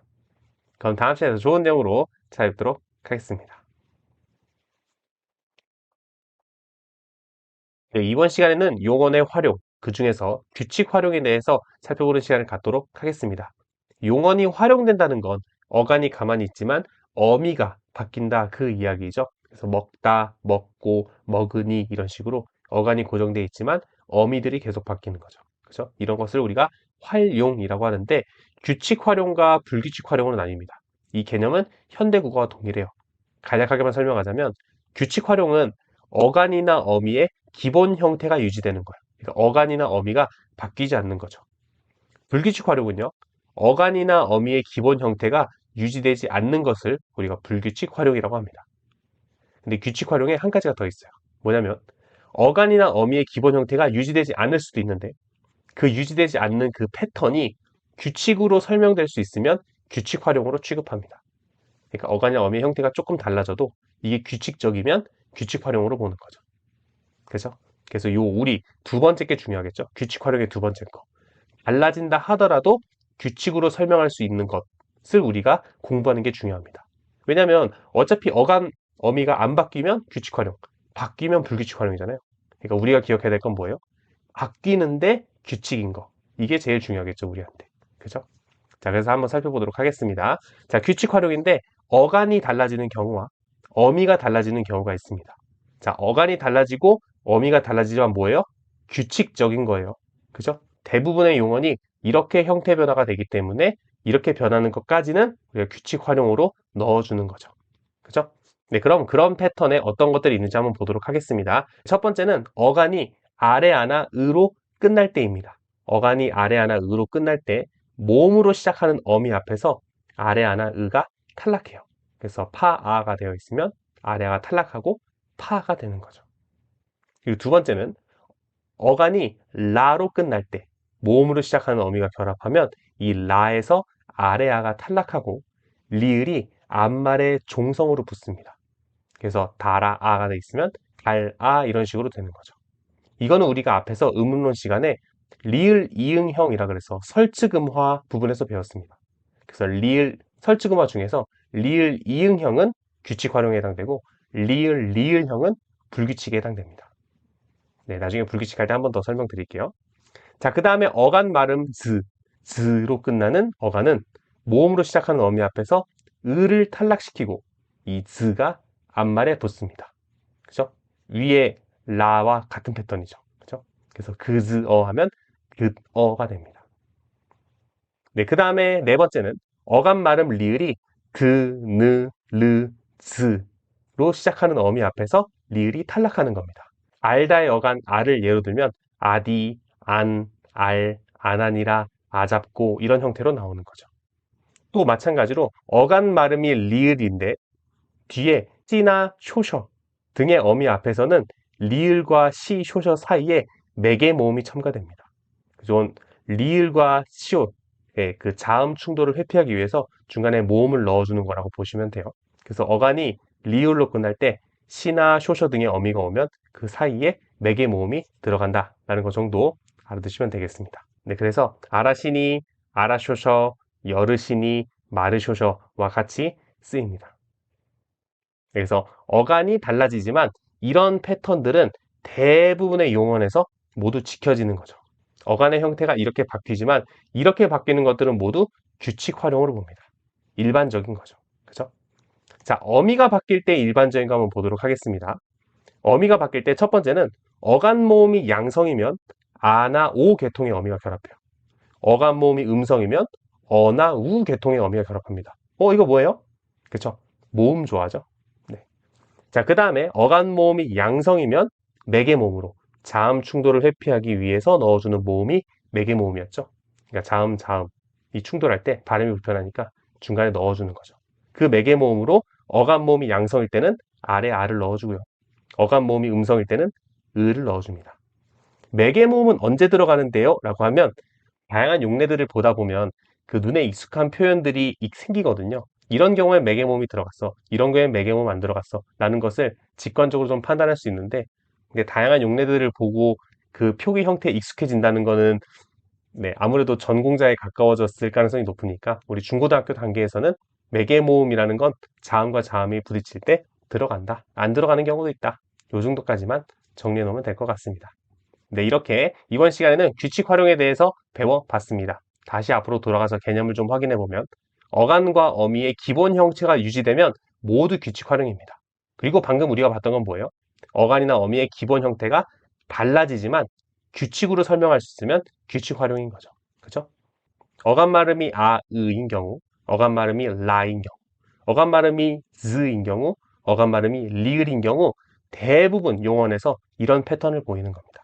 그죠? 그래서 어간이 이렇게 바뀌더라도 규칙으로 취급해 줄 수 있는 거고 어미 역시 마찬가지입니다. 어간 모음이 양성이냐 음성이냐에 따라서 뒤에 결합한 어미의 계열, 양성, 음성, 어미의 계열도 바뀌고요. 그리고 매개 모음도 양성이냐 음성이냐가 어간의 양성, 음성에 따라서 결정된다라는 것 정도 알아두시면 되겠습니다. 당연히 모음 조화는 규칙 활용에 해당됩니다.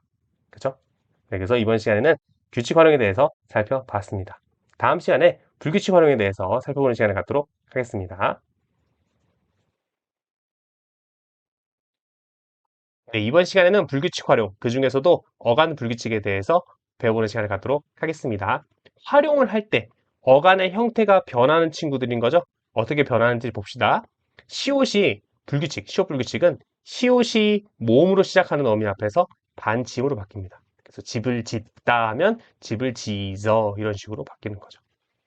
참고로 현대국어에서 어감 불규칙인 경우면 중세국어 때에도 어감 불규칙인 경우가 많아요. 물론 100% 일치하진 않지만 현대국어에서 어간 불규칙에 해당한다면 중세국어 시기에도 어간 불규칙에 해당하는 경우가 많습니다. 그래서 현대국어 생각하고 이거 불규칙이다 싶으면 중세 때에도 불규칙인 경우가 많기 때문에 그렇게 이해해 주시면 됩니다. 아시겠죠? 자, 그다음에 디귿 불규칙 같은 경우에는 모음으로 시작하는 어미 앞에서 리을로 바뀌어요. 물을 깃다, 물을 길어 이렇게. 그죠? 비읍 불규칙은 모음으로 시작하는 어미 앞에서 순경은 비읍으로 바뀝니다. 더버 이렇게. 라 불규칙은 모음으로 시작하는 어미 앞에서 리을로 바뀝니다. 모르아, 몰라 이렇게. 근데 이제 그 현대국어와 마찬가지로 이 모음으로 시작하는 어미 앞이라는 조건이 있잖아요. 그렇죠? 이런 환경에서 바뀌는 거잖아요. 그러면 이제 학생들이 질문을 해요. 이거 규칙으로 설명할 수 있는 거 아니에요? 이렇게. 왜냐면 모음으로 시작하는 어미 앞에서 바뀌니까. 자음으로 시작할 때 안 바뀌죠? 맞아요. 그럼 모음으로 시작하는 어미 앞에서 바뀌니까 이거 규칙적으로 설명할 수 있잖아요. 그럼 규칙 활용 아니에요? 라고 질문하시는 학생들이 있을 수도 있어서 미리 말씀드리면 제가 맨 끝에 규칙 활용 적어놨죠. 그러니까 대부분의 어간, 시옷으로 끝나는 대부분의 어간은 규칙 활용을 해요. 벗으니 이런 식으로. 모음으로 시작하는 어미 앞에서도 형태 변화가 없습니다. 그러니까 모음으로 시작하는 어미 앞에서 형태 변화가 있는 용언들이 몇 가지가 있는 거예요. 걔네들만 그렇게 발생하기 때문에 어간 불규칙이라고 성립을 하는 거죠. 왜냐면 대부분은 안 바뀌어요. 대부분은 다 규칙이고 몇몇 단어들만 바뀌는 거예요. 그러니까 몇몇 어간들만 바뀌는 거죠. 그래서 몇몇 어간들만 바뀌니까 불규칙적인 거예요. 사실은 안 바뀌는 게 훨씬 대다수거든요. 이해되시죠? 디귿으로 끝나는 어간이 원래 안 바뀌는 게 훨씬 대다수예요. 얻으니 이런 식으로. 그런데 몇몇 단어들이 리을로 바뀌는 거죠. 그러면 몇몇 단어만 바뀌니까 전체적인 게 아니죠? 그러면은 이거 좀 불규칙적이다. 얘네들이 좀 불규칙적인 활용을 한다. 이런 식으로 이해해 주시면 되겠습니다. 아시겠죠? 얘네들이 특별한 거예요. 대부분은 안 바뀝니다. 아시겠죠? 자, 그 다음에 이제 어감 불규칙은 개별 어휘로서의 어감 불규칙도 좀 존재해요. 그래서 이 심으는 심다, 나무를 심다 할 때 심으예요. 나무를 심다의 심은 마치 기역 덧생김 체언처럼 활용을 합니다. 볼까요? 어간 심으가 모음으로 시작하는 어미 앞에서 의가 떨어지고 기역이 덧붙습니다. 오! 기역 덧생김 체언이랑 비슷하네요. 그쵸? 근데 기역 덧생김 체언은 걘 체언이고 얘는 용언입니다. 그쵸? 네. 그래서 심거, 심군, 심곰 이런 식으로 활용을 하고요. 그 다음은 이시입니다. 현대국어의 있다에 해당되거든요. 그래서 있다, 있고, 있더니 이런 식인데 어떻게 활용되냐면 자음으로 시작하는 어미 앞에서 it으로 바뀝니다. 모음으로 시작하는 어미 앞에서는 이시로 나오고 자음으로 시작하는 어미 앞에서는 it으로 나오는 거죠. 그래서 규칙 활용 보면 이셔, 이쇼니, 이시며 이런 식으로 모음으로 시작하는 어미 앞에서는 정상적으로 나오다가 자음으로 시작되는 어미 앞에서만 it으로 바뀝니다. 녀는 가다란 뜻이에요. 그래서 녀가 거로 시작하는 어미, 뭐 거든, 거늘 뭐 이런 거와 결합하면 녀가 니가 됩니다. 그래서 니 것이든 니 거늘 이렇게 바뀌어요. 원래는 다른 거, 그러니까 거로 시작하는 어미가 아니라면 녀, 열, 녀실시라 이런 식으로 나오거든요.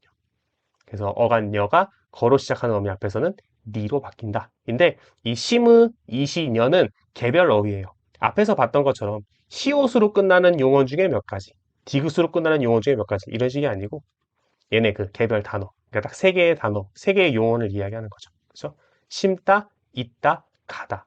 이 세 친구들이 이제 어감 불규칙 형태를 보인다. 정도 알고 있으시면 되겠습니다. 네, 그래서 규칙 활용은 훨씬 일반적이에요. 그래서 일반적인 대부분의 용어들은 바뀌지 않고 바뀌는 특별한 친구들이 몇몇 있기 때문에 이걸 우리가 불규칙 활용이라고 부른다. 그 중에서도 어간이 바뀌니까 어간 불규칙이라고 부른다. 라는 거 알아두시면 되겠습니다. 네, 그럼 다음 시간에 또 좋은 내용으로 찾아뵙도록 하겠습니다.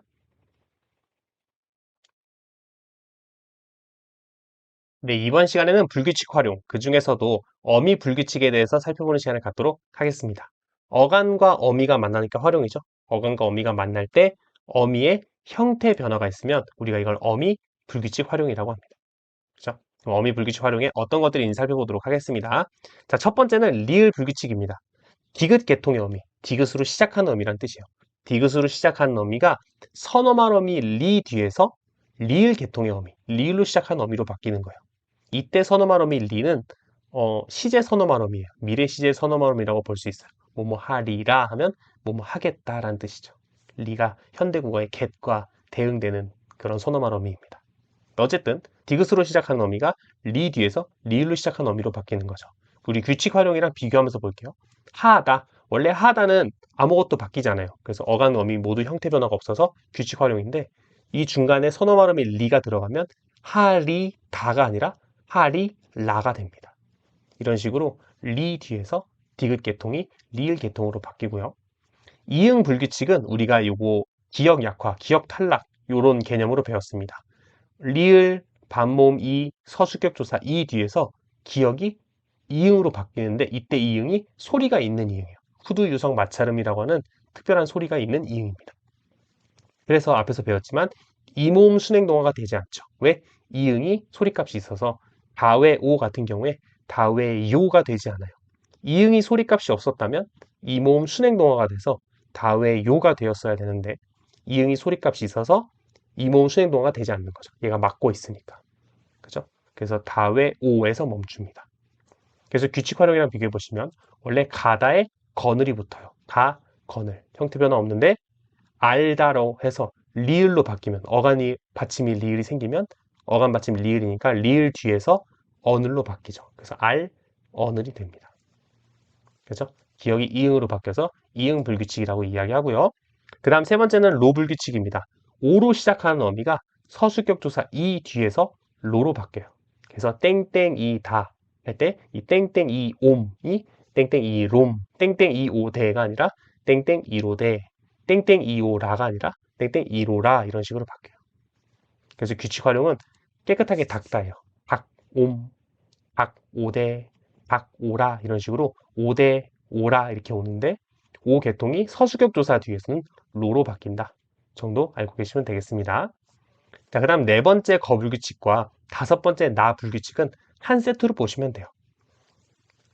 이 말을 이해할 수 있으면 참 좋을 텐데 하나의 형태소에 다양한 형태들입니다. 이 형태들이에요.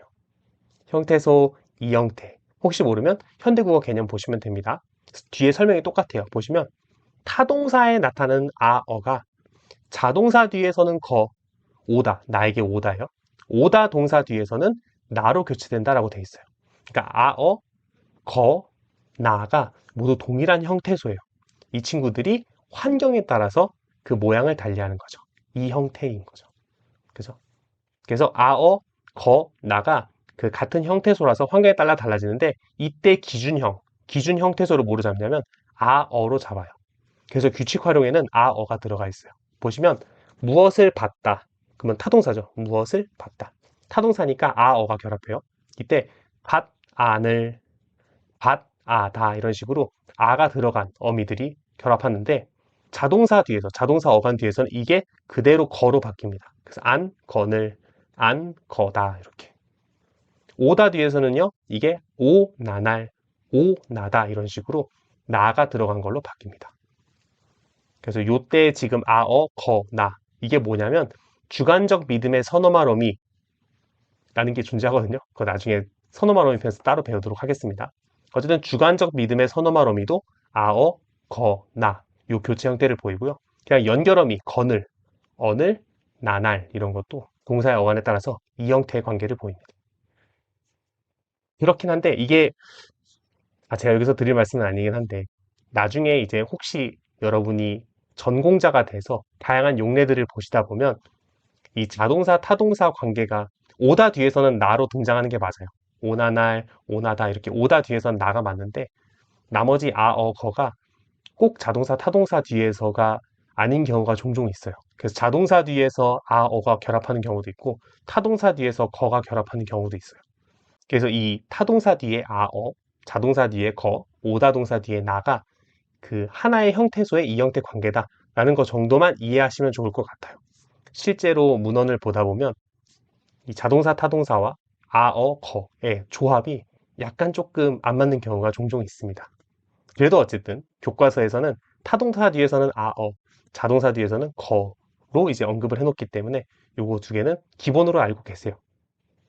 근데 제가 이제 전공자로서의 양심에 약간 가책을 느껴서 말씀드리면 꼭 타동사 뒤에서 아어, 자동사 뒤에서 거가 붙는 건 아니더라. 보다 보니까 그렇더라. 그 정도만 기억하시면 될 것 같아요. 네, 그 다음에 이제 마지막은 야 불규칙입니다. 현대국어도 마찬가지죠. 하다 동사 뒤에서 아로 시작하는 어미들이 야로 바뀌는 거죠. 그래서 규칙 활용 보시면 원래 아셔 이런 것들이 정상적으로 나오는데 하다 동사 뒤에서는 하야, 하야셔 이런 식으로 바뀌는 거죠. 네, 그래서 이렇게 중세국어 어미 불규칙에 대해서 살펴봤습니다. 이 형태 변화에 좀 익숙해지면 아무래도 중세 문장을 볼 때 훨씬 유리하니까 눈에 익숙하게 자주 보는 게 중요하지 않을까라고 생각합니다. 그럼 다음 시간에 더 좋은 내용으로 찾도록 하겠습니다. 네, 이번 시간에는 어말어미, 즉 종결어미, 연결어미, 전성어미에 대해서 살펴보는 시간을 갖도록 하겠습니다. 자, 먼저 첫째로 종결어미인데 현대국어와 마찬가지로 상대 높임 등급 쭉 쓰고 그 다음에 문장의 유형을 쭉 써서 이렇게 도표, 체계화 시킬 수 있습니다. 그래서 보시면 하라체, 하야셔체, 하쇼셔체, 반말체라고 되어 있는데 이게 중세국어의 상대 높임 등급이고요. 평사용 종결어미서부터 감탄형 종결어미까지 총 5개의 문장 유형에 해당하는 종결어미들을 쭉 세로축에 배열할 수 있습니다. 그래서 세로축, 가로축을 통해서 이렇게 다양한 종결어미들을 나열할 수 있는 거죠. 그래서 중세어도 마찬가지로 하나의 종결어미가 상대 높임 등급도 가리키면서 문장의 유형도 결정할 수 있어요. 그래서 이런 형태들이 쭉 존재하는데 요 각각의 형태들에 대해서는 나중에 따로 언급할 일이 있을 것 같습니다. 그래서 이번 시간에는 하나의 종결어미가 문장의 유형도 나타내고 상대 높임의 등급도 나타낸다 라는 것 정도 알아두시면 될 것 같아요. 네, 그 다음은 이제 연결어미입니다. 현대국어와 마찬가지로 대등적 연결어미, 종속적 연결어미, 보조적 연결어미가 있는데 대등적 연결어미가 결합하면 대등하게 이어진 문장, 종속적 연결어미가 있으면 종속적으로 이어진 문장, 보조적 연결어미가 있으면 본영원, 보조적 연결어미, 보조영원 이렇게 되는 거죠. 그래서 보조적 연결어미가 있다면 본영원과 보조영원이 있다는 얘기고 하지만 요거 두 개가 하나의 서술어죠. 네, 요거까지 알아두시면 될 것 같습니다. 현대국어 문법사항은 다 그대로예요. 그리고 위에 보면 형태가 다소 낯선 것들이 있거든요. 근데 이거는 일일이 여러분들이 다 뜻을 외우시기보다는 중세어 문장 나와 있고 현대어 번역에 나와 있을 때 요 현대어 번역이랑 매칭시키면서 이해하시면 될 것 같습니다. 그죠? 매칭시키면 현대어 번역을 중심으로 해석하면 이게 대등적 연결어미인지 종속적 연결어미인지 보조적 연결어미인지 한눈에 파악하실 수 있죠. 어쨌든 이 체계는 현대국어와 동일하다라는 것 정도 알아두시면 되겠습니다. 네, 마지막은 전성어미입니다. 이것도 현대국어와 동일해요. 명사형 전성어미, 관형사형 전성어미, 부사형 전성어미가 있습니다. 명사형 전성어미가 붙으면 명사절을 아는 문장이 되고요. 관형사형 전성어미가 붙으면 관형절을 아는 문장, 부사형 전성어미가 붙으면 부사절을 아는 문장이 됩니다. 그죠? 그래서 명사형 전성어미 중에서 제일 유명한 게 옴움이에요. 그래서 옴움이 결합하면 명사형으로 쓰이는 거죠. 관형사형은 니은, 난, 던, 리을 이런 식으로 현대국어와 비슷하게 돼 있고요. 부사형 전성어미도 마찬가지입니다. 개, 도록, 드시에 해당되는 기, 다록, 밭 이런 것들이 있습니다. 그래서 이런 거 확인해 주시면 될 것 같아요.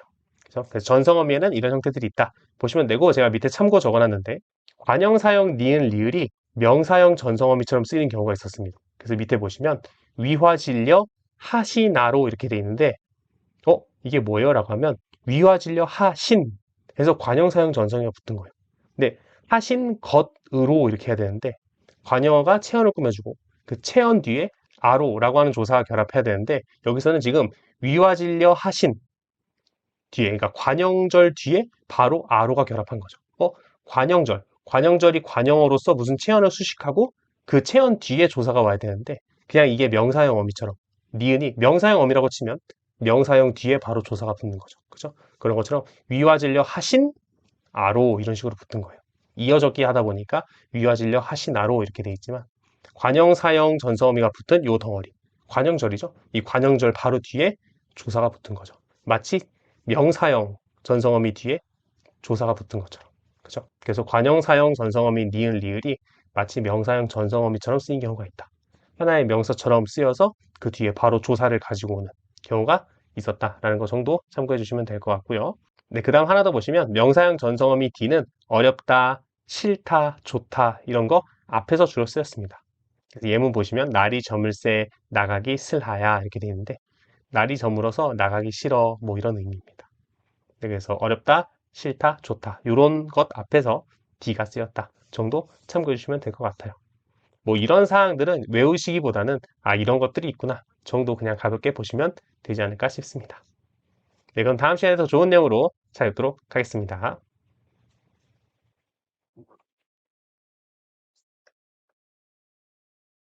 네, 이번 시간에는 연결어미가 주절, 후행절에 제약을 주는 경우에 대해서 살펴보는 시간을 갖도록 하겠습니다. 여기서 연결어미는 종속적 연결어미예요. 그래서 종속적 연결어미가 붙으면 문장과 문장을 종속적으로 연결하는 거죠. 그래서 선행절, 앞절이 뒷절에 종속되게 연결하는 거라서 이 종속적 연결어미가. 그래서 이때 선행절을 종속절, 후행절을 주절이라고 부릅니다. 앞절이 뒷절에 종속되는 거죠. 이때 종속될 때 이 특별한 연결어미들은 종속절, 이 후행절에 어떤 제약을 가합니다. 그래서 그것들을 좀 살펴볼게요. 대표적인 것들만 갖고 왔습니다. 자, 먼저 보면 첫 번째로 연결어미 DB, 현대국어의 되에 해당되거든요. 이것들이 쓰이면 뒷절에 부정 표현이 들어갑니다. 그래서 예문을 보시면 비군이 절하여 섬기되, 되로 끝나죠. 그래서 비군이 절하여 섬기되 새 것을 배우는 뜻을 어지르지 말 것이고, 이렇게 돼 있으면 말다, 지 말다에서 부정 표현이 들어가 있죠. 그래서 되, 연결어미 되가 쓰이면 뒷절에 부정 표현이 나와야 된다라고 하는 제약을 주는 거죠. 뭐가? 이 연결어미 되가. 그죠? 두 번째는 뭐냐면 연결어미 곤 있어요. 현대국어의 거늘에 해당됩니다.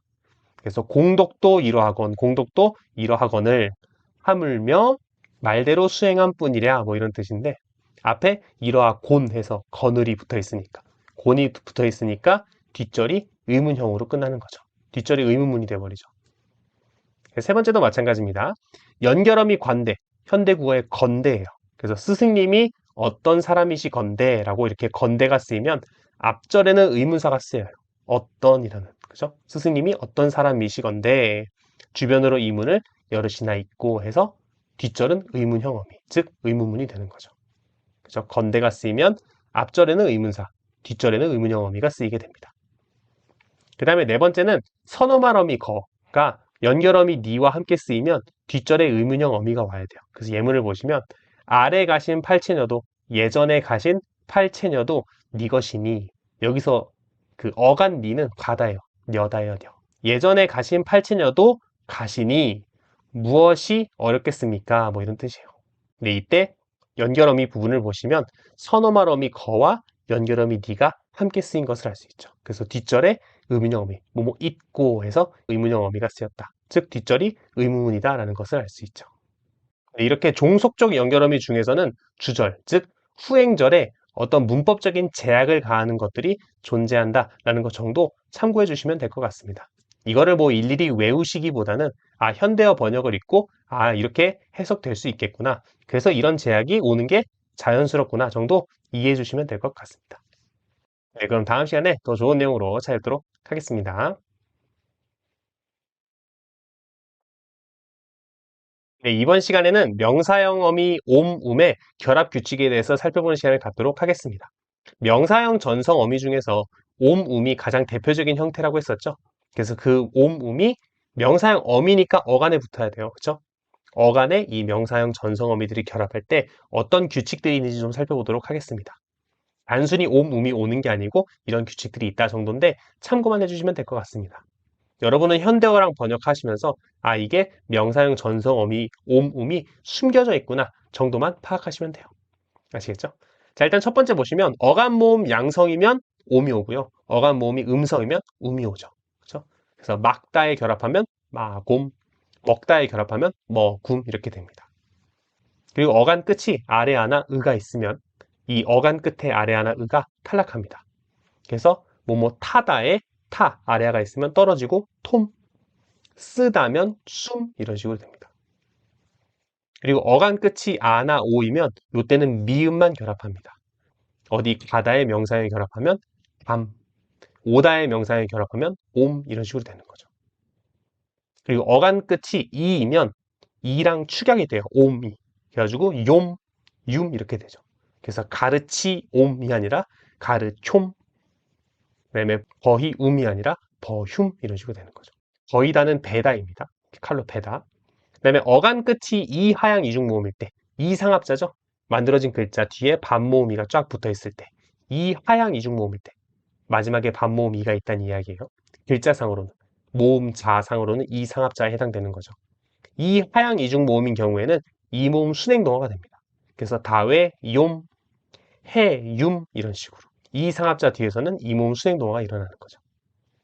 네, 그리고 밑에 보시면 어간이 불규칙 요원이면 당연히 불규칙이 반영됩니다. 뭐 사납다 할 때 사오납 플러스 옴이면 사오나봄 이런 식으로. 집을 짓다면 지줌 이런 식으로. 불규칙 요원이면 당연히 불규칙이 반영된 상태로 옴, 음이 결합하고요. 주체 높임 선어 말어미가 쓰이면 시가 샤로 바뀐 다음에 뒤에 있는 모음을 탈락시킵니다. 그래서 정하시옴인데 원래 정하시옴 현대국어는 그렇게 되죠. 근데 중세 때는 정하 샴 이렇게 됩니다. 시가 모음으로 시작하는 어미 앞에서 샤로 바뀌고 뒤에 있는 모음을 하나 탈락시킵니다. 그래서 정하 샴 이런 식으로 되죠. 이 시, 샤 교체는 주체 높임 선어만 어미할 때 한 번 더 하도록 하겠습니다. 어쨌든 명사형음이 옴, 음이 붙을 때 이런 다양한 결합 규칙들이 존재합니다. 그래서 이런 것들을 여러분들이 한 번씩 눈에 익히시기만 하고 실제로 문제 풀 때에는 이 형태 안에 옴, 음이 숨어 있구나. 이런 식으로 숨을 수도 있구나. 이런 의문 현상들이 일어날 수도 있구나. 정도를 감안하셔서 옴, 음의 형태를 찾으시면 되겠습니다. 물론 현대어 번역을 보면서 찾으셔도 되겠지만 명사형 전성어미 옴, 음이 이런 다양한 형태로 드러난다. 옴, 음이 결합할 때 이러한 다양한 규칙들이 존재한다 정도 알고 계시면 좋을 것 같습니다. 뭐 이렇게 하나씩 나열해서 되게 뭔가 있어 보이긴 하지만 실제로 보면 이렇게 크게 어려움 없이 충분히 명사형 전성어미를 찾을 수 있을 거라고 생각합니다. 네, 그럼 다음 시간에 더 좋은 내용으로 찾아뵙도록 하겠습니다. 네, 이번 시간에는 높임의 선어말어미, 그 중에서도 객체 높임 선어말어미에 대해서 살펴보는 시간을 갖도록 하겠습니다. 객체 높임 선어말어미에 대해서 설명하려면 당연히 객체가 무엇인지부터 설명을 드려야겠죠. 객체는 문장 내에서 동사의 행위가 미치는 대상입니다. 그래서 객체라는 게 성립하려면 문장에서 서술어에 동사가 쓰여야 되는 거예요. 그래야 동사의 행위가 미치는 대상인 객체가 성립할 수 있는 거죠. 이때 객체 높임의 대상이 현대국어와 중세국어가 달라요. 현대국어에서는 목적어와 부사어인데 중세국어는 목적어, 부사어, 보어를 모두 높일 수 있습니다. 그러니까 객체라는 거는 목적어, 부사어, 보어가 다 돼요. 그런데 현대국어에서는 객체 높임의 대상이 목적어와 부사어로 한정됩니다. 보어를 높일 수 없어요. 왜요? 라고 하면 제가 밑에 적어놨어요. 그 이유를. 현대국어는 객체 높임이 특수어휘로 실현됩니다. 친구에게 주다, 선생님께 드리다. 그러면 부사어가 높아졌죠. 높임의 대상이 부사어로 쓰였을 때 그 주다가 드리다가 됩니다. 이렇게 대응되는 높임의 특수어휘로 바뀌어요. 이 특수어휘를 통해서 객체 높임이 실현돼요. 현대국어에서는 객체 높임 선어말어미가 없거든요. 그런데 되다 아니다 보어의 개념이 뭐냐면 서술어 되다 아니다가 요구하는 필수 성분이에요. 그래서 되다 아니다 앞에 오는 것이 보어가 되는데 이 중에서 아니다는 형용사예요. 그래서 애초에 객체가 성립하지 않고요. 되다 같은 경우엔 동사이기 때문에 앞에 보어를 객체로 잡을 수가 있는데 이때 되다에 대응되는 높임의 특수 어휘가 없어요. 되다를 높이면 뭐가 되죠? 딱히 떠오르는 게 없으시죠? 이 되다에 대응되는 높임의 특수 어휘가 없기 때문에 현대국어에서는 보어를 높일 수가 없어요. 왜냐하면 특수 어휘로 객체를 높여야 되는데 되다에 대응되는 특수 어휘가 없으니까 이 보어를 높이지 못하는 거죠. 그죠? 그래서 현대국어에서는 보어가 객체 높임의 대상에서 제외되는 반면에 중세국어는 보어를 높일 수 있어요. 왜? 중세국어에서는 되다에 어떤 선어말 어미가 들어가거든요. 그 선어말 어미가 객체 높임 선어말 어미입니다. 그래서 객체 높임 선어말 어미에는 삽, 잡, 잡 이렇게 세 가지가 있는데 생긴 다 비슷하게 생겼죠. 첫 번째 이 시옷, 비읍은 어간의 끝소리가 그, 스, 흐일 때 어간 뒤에 결합합니다. 그리고 어간의 끝소리가 스일 때는 지읒, 비읍의 형태인 객체 높임 선어말 어미가 들어가고 어간 끝소리가 울림소리일 때는 울림소리와 가만히 보시면 저 삽, 잡, 잡 가운데 모음이 있죠. 그래서 울림소리와 모음 사이에서 유성음화된 소리, 난치음이 들어간 잡의 형태가 객체 높임 선어말 어미로 쓰입니다. 그래서 어간의 끝소리가 흐일 때 삽, 어간의 끝소리가 즈일 때 잡, 어간의 끝소리가 울림소리일 때 잡이 쓰입니다. 이 세 가지 형태가 모두 객체 높임 선어말 어미입니다. 하나의 형태소가 이 형태 관계를 이루는 거죠. 그죠? 그리고 제가 참고에 적어놨는데 매개 모음이나 모음으로 시작하는 어미 앞에서는 저 밑에 받침 비읍 있죠. 이게 순경은 비읍으로 교체됩니다. 그래서 제가 위에 써놓은 사례에 돕자바니, 어짜바, 가초자바 이런 식으로 쓰입니다. 받침 비읍이 모음으로 시작하는 어미 앞에서 순경은 비읍으로 바뀌는 거죠. 이해되시죠? 네, 그래서 이렇게 다양한 형태들이 존재한다. 이것들을 객체 높임 선어말음이라고 한다. 그래서 제가 앞으로 다시 돌아와 보면 중세국어의 대다는 다외다 뭐 이런 표현이었거든요. 그래서 다외다에 잡이 들어가서 다외잡아 이런 식으로 쓸 수 있었습니다. 그래서 중세국어 때에는 보어를 높일 수 있는 거예요. 왜? 객체 높임 선어말 어미가 있으니까. 근데 현대국어에서는 보어를 높일 수가 없어요. 왜? 아니다는 애초에 객체가 성립하지 않고 되다 같은 경우에는 그 되다에 대응되는 특수어휘가 없기 때문에 현대국어에서는 보어가 객체 높임의 대상이 되지 않고 중세국어에서는 보어가 객체 높임의 대상이 된다라는 거 알아두셨으면 좋겠습니다. 네, 그래서 이번 시간에는 객체 높임 선어말 어미에 대해서 살펴봤습니다. 다음 시간에 더 좋은 내용으로 찾아뵙도록 하겠습니다. 네, 이번 시간에는 높임의 선어말어미, 그 중에서 주체 높임 선어말어미와 상대 높임 선어말어미에 대해서 살펴보는 시간을 갖도록 하겠습니다. 주체 높임은 문장의 주체를 높이는 거예요. 그래서 철수가 가다, 선생님께서 가시다 이런 식으로 문장의 주체를 높이는 게 주체 높임 선어말어미가 되겠고요. 상대 높임은 청자, 듣는 사람을 높이는 거예요. 그래서 철수가 가냐 했다가 철수가 갑니까 이런 식으로 청자, 듣는 사람을 높이는 거죠. 그게 상대 높임이 되겠습니다. 각각 높임을 실현하는 주체 높임을 실현하는 주체 높임 선어말어미, 상대 높임을 실현하는 상대 높임 선어말어미에 대해서 배우는 거예요. 자, 주체 높임 선어말어미는 현대국어와 형태가 동일합니다. 가다, 가시다 이런 것처럼. 그죠? 그래서 시가 쓰이는데 자음으로 시작하는 어미 앞에서는 시가 쓰이지만 중세 때는 교체가 있어요. 모음으로 시작하는 어미 앞에서는 이 시가 샤로 교체됩니다. 근데 그냥 교체되고 끝이 아니라 샤로 교체된 이후에는 뒤에 오는 모음을 탈락시켜요. 모음을 하나 탈락시킵니다. 그래서 밑에 예문을 보시면 정하다, 정하고, 정하니 이렇게 정하라는 어간 뒤에 시, 오, 니은 요 세 개의 어미가 결합하면 시가 샤로 교체돼요. 왜? 뒤에 오가 있으니까. 모음으로 시작하는 어미가 있으니까 시가 샤로 교체되고 교체된 이후에 뒤에 모음을 하나 탈락시킵니다. 그래서 정하, 샨 이렇게 돼요. 가시오대 하면 가시오대에서 오로 시작하는 어미가 뒤에 결합했죠. 그러니까 시가 샤로 교체되고 뒤에 모음을 하나 탈락시켜서 가샤대 이렇게 나옵니다. 그래서 주체 높임 선어말 어미는 중세국어 시기에는 시, 샤의 교체가 있었다 정도 알아두시면 되겠습니다. 네, 그 다음은 상대 높임 선어말 어미입니다. 우리 상대 높임 등급을 앞에서 종결어미 할 때 잠깐 표로 봤거든요. 한번 복습하고 오면 네, 이렇게 되어 있었습니다. 그죠? 그 위에 가로축이죠. 하라체, 하야셔체, 하쇼셔체. 그래서 요 하쇼셔체에 해당할 때 지금 하쇼셔체 보시면 평서형은 이다. 의문형은 it가, it고 이렇게 돼 있잖아요. 요때 it 이것을 우리가 상대 높임 선어말 어미로 따로 빼서 볼 수도 있어요. 이게 약간 어떤 거냐면 현대국어에 뭐 비읍니다, 습니다 이런 거랑 비슷한 건데 제가 참고에 적어놨어요. 네, 제가 참고에 적어놨는데 비읍니다를 보면 현대국어에 이 비읍니다 자체를 하십시오체 종결어미로 보는 분들도 있어요.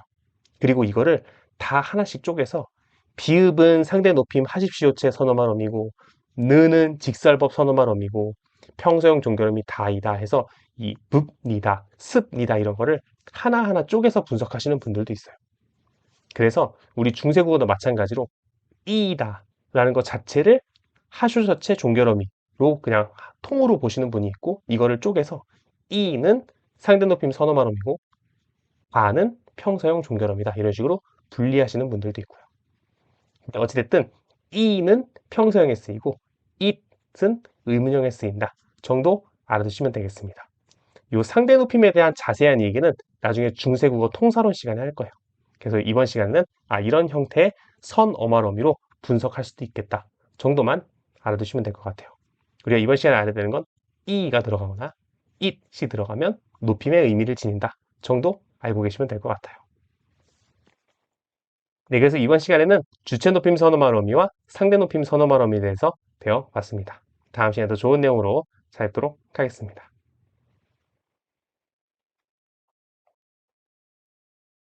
네, 이번 시간에는 시제 선호말 어미, 시간 표현을 드러내는 선어말 어미에 대해서 배우는 시간을 갖도록 하겠습니다. 시제는 총 3개죠. 현재, 과거, 미래. 그래서 현재를 나타내는 현재 시제 선어말 어미, 과거를 나타내는 과거 시제 선어말 어미, 미래를 나타내는 미래 시제 선어말 어미를 배워볼 거고, 저는 여기에 덧붙여서 회상의 의미를 지닌 회상 선어말 어미까지 하나 소개해 드리려고 합니다. 현대국어와 비교해 보시면 돼요. 현재 시제 선어말 어미는 동사인 경우에는 나가 결합돼서 실현되고요. 형용사나 서술격 조사는 그대로 아무것도 결합하지 않고 현재를 드러냅니다. 그래서 하다에 하나다가 되면 현재임을 드러내는 거고요. 어여쁘다, 자손이라 이런 것처럼 형용사나 서술격 조사는 그대로 쓰여서 현재 시제를 드러냅니다. 과거 시제가 좀 특이한데 현대국어에는 엇이라는 시제 선어말 어미가 있잖아요. 먹다, 먹었다. 그럼 먹었다가 과거가 되는 건데 중세국어 시기에는 아무것도 결합하지 않으면 동사에 아무것도 결합하지 않으면 과거 시제를 드러냅니다. 그래서 죽다라고 이야기를 하면 죽었다라는 의미가 됩니다.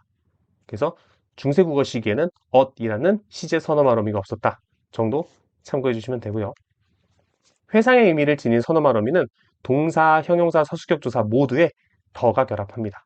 그래서 하더라, 갔더라, 도솔천 이러라 이렇게 되어 있는데 도솔천 이러라 할 때 요때 왜 러가 되냐면 이모음이나 반모음 이 뒤에서 디귿이 리을로 바뀌는 유음화 기억나세요?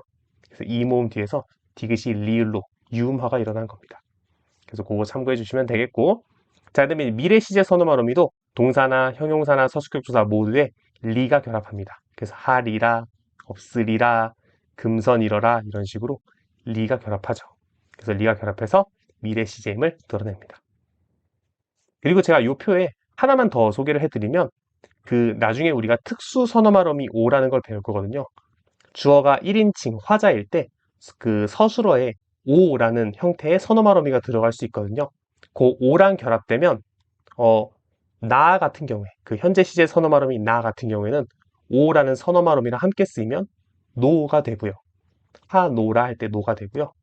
회상 선어말 어미 더는 뒤에 특수 선어말 어미 오랑 결합하면 특이하게 다라는 형태가 됩니다. 그래서 하다니 이러면 요 다가 더가 들어간 거예요. 더 플러스 오가 다가 됩니다. 네, 그래서 요것만 참고로 알아두시면 될 것 같아요. 나중에 특수 선어 말음이 오를 배우고 나서 돌아오면 이게 그 선어 말음이 오였구나 라는 걸 알게 될 겁니다. 더 회상 선어 말어미와 특수 선어 말어미가 결합하면 다라는 형태가 되고 현재 시제 선어 말어미와 오라는 형태가 결합하면 노가 된다는 점 기억해 주시면 되겠습니다.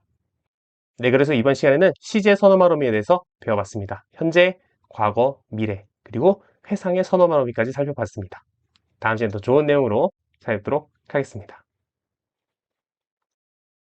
네, 이번 시간에는 믿음의 선 어마러미에 대해서 배워보는 시간을 갖도록 하겠습니다. 크게 둘로 나뉘거든요. 주관적 믿음의 선 어마러미랑 객관적 믿음의 선 어마러미로 나뉘는데 객관적 믿음의 선 어마러미부터 좀 설명을 드리면 훈민정음으로 쓰인 문헌들 중에 불교 서적과 윤리 서적이 있어요.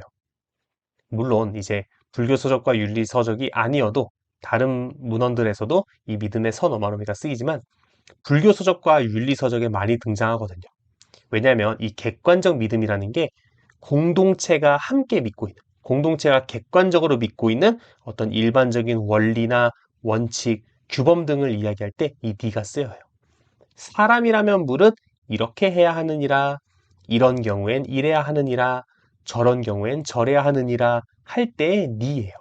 그러니까 사람들이 일반적으로 공동체 구성원이 객관적으로 믿고 있는 어떤 믿음에 대해서 이야기할 때 니가 결합하는 거죠. 그죠? 그래서 밑에 사례들을 보시면 하나니라, 하나니이다, 하더니라 이런 식으로 사람들이 생각하는 일반적인 원칙이나 규범을 언급할 때 이 니가 결합합니다.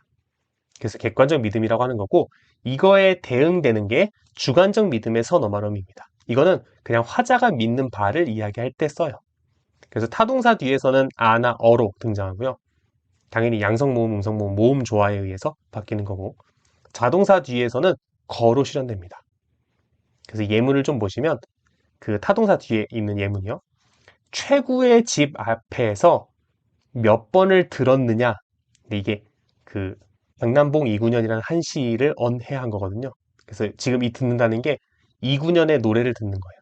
어쨌든 이 듣다, 노래를 듣다, 타동사죠. 이 듣다의 어간 듣에 뒤에 어가 결합한 거죠. 그래서 듣어인데 이 디귿이 리을로 교체돼서 들어뇨로 쓰였습니다. 어쨌든 듣다, 타동사 뒤에 어가 결합한 형태고요. 자동사 뒤에서는 복이, 중생의 복이 다 거다 했으니까 복이 다하다, 자동사죠. 그 다아 뒤에 거가 결합한 형태입니다. 네, 그래서 타동사 뒤에서는 아어, 자동사 뒤에서는 거가 결합해서 주관적 믿음의 선어마어미가 쓰인다 라는 것 정도 알아두시면 되겠습니다. 자, 그다음에 밑에 제가 참고사항을 좀 적어놨는데 주관적 믿음의 선어마어미와 특수 선어마어미 오가 결합하면 과라는 형태로 드러납니다. 그 자동사 뒤에 붙는 거가 오와 결합해서 과가 되는 건 대충 이해하겠어요. 그런데 타동사 뒤에 있는 아나 어가 오랑 결합해도 과가 되나요? 네, 맞습니다. 그래서 거가 결합하든 어가 결합하든 오와 함께 쓰이면 과가 됩니다. 그래서 이 과라는 형태는 타동사 뒤에서도 과고 자동사 뒤에서도 과입니다. 이해되시죠? 그래서 주관적 믿음의 선어마어미와 특수 선어마어미 오가 결합하면 과라는 특이한 형태가 나온다 라는 것 정도 참고해 주시면 되겠고, 그 밑에 동사 어간에 주관적 믿음의 선어마어미가 결합하면 완료상, 우리 동작상 중에서 완료상 있죠? 결과 지속을 나타내는 그 완료상을 드러낸다 라고 해석할 수도 있습니다. 그래서 동사 어간에 주관적 믿음의 선어마어미가 들어가면 꼭 이 주관적 믿음이라는 의미뿐만 아니라 완료상도 드러낸다라는 것 정도 참고해 주시면 되겠습니다. 뭐 이 완료상이라고 하는 이 동작상은 현대국어의 개념과 동일해요. 그래서 현대국어 동작상 부분을 한번 공부해 보시면 될 것 같습니다. 네, 그래서 이번 시간에는 이 믿음의 선어마어미에 대해서 배워봤습니다. 다음 시간에 더 좋은 내용으로 찾아뵙도록 하겠습니다. 네, 이번 시간에는 느낌 표현의 선어마어미에 대해서 배우는 시간을 갖도록 하겠습니다. 상황이나 문맥에 따라서 기쁨으로 해석할 수도 있고 슬픔으로 해석할 수도 있거든요. 그래서 여러분들이 문맥이나 상황을 보고 그 상황에 맞게 해석해 주시면 되겠습니다. 자, 먼저 첫 번째로는 매개 모음 앞에서 돛이라는 형태가 쓰이는 겁니다. 뒤에 보시면 어렵도소이다 라고 되어 있으면 돛과 이 사이에, 돛이 시옷 받침으로 끝나잖아요. 그래서 스와 이 사이에 매개 모음 아래 아가 들어간 거예요. 그래서 어렵, 돛, 아, 이다 이런 식으로 쓰인 거죠.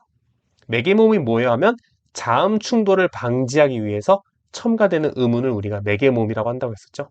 그래서 돛, 느낌 표현의 선어말음이 돛과 이다의 그 상대 높임 선어말음이 이 사이에 매개 모음이 들어갔는데, 이때 이 매개 모음 아래 아가 앞에 있는 돛이라는 형태의 오에 동화돼서 이 아래 아가 오가 됩니다. 그래서 원래 어렵 돛 아 이다 여야 되는데 어렵 도소이다가 된 거죠. 그죠? 아래 아가 앞에 있는 돛의 모음 오에 동화돼서 돛 오이다로 바뀐 거예요. 이런 걸 알아야 되냐고요?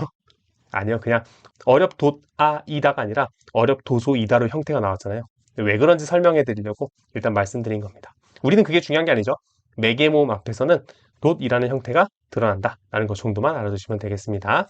자, 그 다음에 자음으로 시작하는 어미 앞에서는 그냥 도가 쓰입니다. 하도다 이런 식으로 도가 쓰이고요. 그 외에 옷이나 시옷으로 쓰이는 경우도 있어요. 그래서 돌아온다 할 때 돌아오노다로 쓰이는 경우도 있고요. 하소라 이런 식으로 하오라 사이에 시옷만 들어간 경우도 있습니다. 그래서 이어 적어서 하소라가 되는 경우도 있는 거죠. 그래서 돛, 도, 옷, 시옷 이 다양한 형태의 느낌 표현 선어마어미가 있다 정도 알아두시면 될 것 같아요. 상황에 따라서 기쁨을 나타낼 때도 있고 슬픔을 나타낼 수도 있는 선어마어미입니다.